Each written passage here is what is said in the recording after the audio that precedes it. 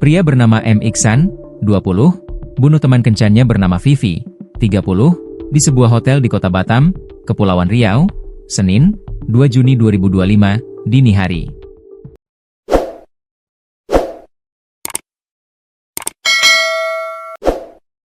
Ternyata, aksi Iksan untuk menghabisi korban Vivi sudah direncanakan.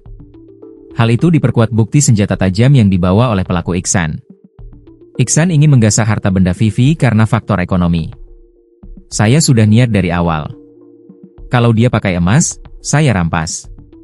Mau saya jual buat bayar utang, katanya, dikutip dari tribunbatam.com, Rabu, 4 Juni 2025. Iksan mengaku tidak memiliki uang sama sekali. Ia sebelumnya meminjam uang dari abangnya. Iksan dalam pengakuannya juga menyebut motif membunuh Vivi karena ada faktor emosi.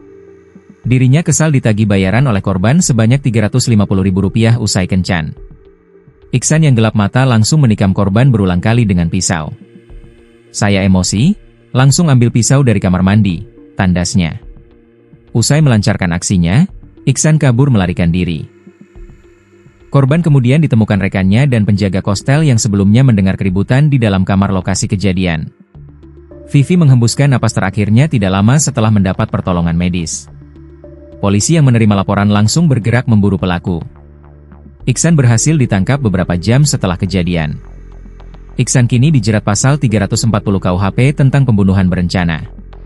Ia terancam hukuman mati, pidana penjara seumur hidup, atau pidana penjara selama waktu tertentu paling lama 20 tahun.